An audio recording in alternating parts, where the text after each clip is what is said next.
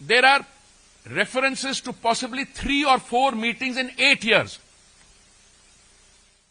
3 million email में से सिर्फ 3-4 बार ही मेरा नाम आया। मैं एक प्रतिनिधिमंडल के हिस्से के रूप में कुछ मौकों पर एप्स्टीन से मिला था और सिर्फ एक ईमेल का आदान प्रदान हमारे बीच हुआ।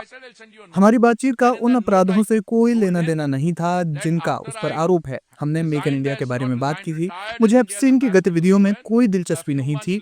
उसके लिए मैं एक सही व्यक्ति नहीं था। राहुल गांधी को वो ईमेल पढ़ने चाहिए।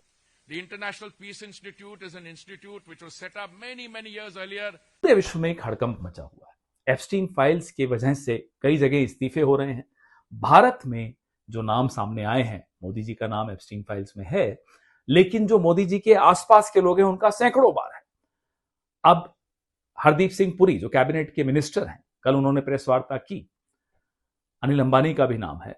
हरदीप सिंह पुरी पर हम आज फोकस करते हैं। ये कहते हैं साहब प्रोफेशनल रिश्ते थे। साहब आप थे क्या 2014 में? जरा ये बता दीजिए कि आपके प्रोफेशनल रिश्ते थे एप्स्टीन से?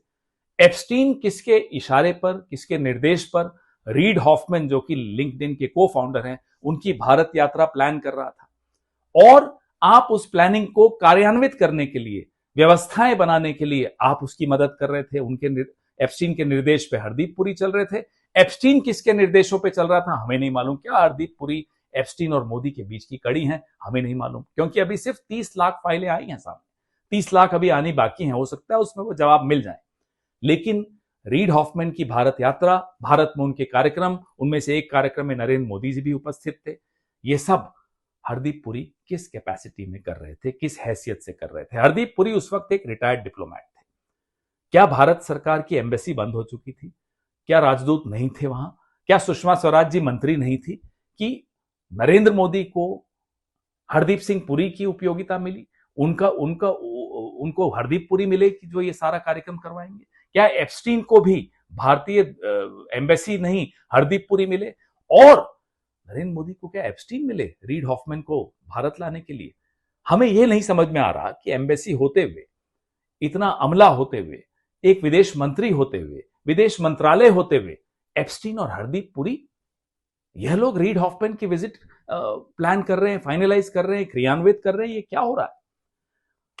हरदीप पुरी कहते हैं साहब प्रोफेशनल रिश्ते थे, कॉफी पीने जा रहे हैं, उनके अपार्टमेंट में जा रहे हैं, मेल्स में किताबें डिस्कस हो रही हैं, परिवार डिस्कस हो रहे हैं। क्या हो रहा है? शौक डिस्कस हो रहे हैं। क्या हो रहा है ये?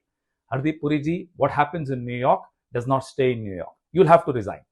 आपको इस्तीफा देना पड़ेगा। आपका नाम उजागर हो चुका है और कल जो प्रेस कॉन्फ्रेंस आपने की उसमें आप बोलते हैं कि साहब तब तक मुझे नहीं मालूम था कि वो इतना बड़ा यौन अपराधी है। एक उसने अपराध स्वीकार कर लिया था। अंडर एज गर्ल्स को प्रोस्टिट्यूशन में उनका नाम आया और उसने स्वीकार किया और हरदीप पुरी कहते हैं दैट्स इट, छोटी सी बात है। ये मानसिकता है नरेंद्र मोदी के एक मंत्री की कि अंडर एज गर्ल्स की प्रोस्टिट्यूशन उनको एक छोटी सी बात लगती है।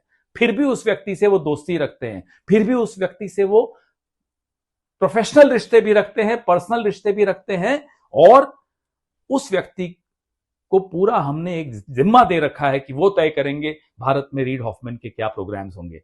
ये रिश्ता कुछ और है हरदीप पुरी जी। हमें नहीं मालूम मोदी जी का एप्स्टीन से क्या रिश्ता है। वो 30 लाख फाइलों की हम इंतजार करेंगे, लेकिन जो सर्कमस्टेंशियल एविडेंस है वो सबके सामने है कि ट्रेड डील दबाव में हुई, कि ऑपरेशन सिंदूर का सीज फायर दबाव में हुआ, नरेंद्र मोदी दबाव में है। किसके दबाव में है हमें नहीं मालूम। वो 30 लाख फाइलों की इंतजार है।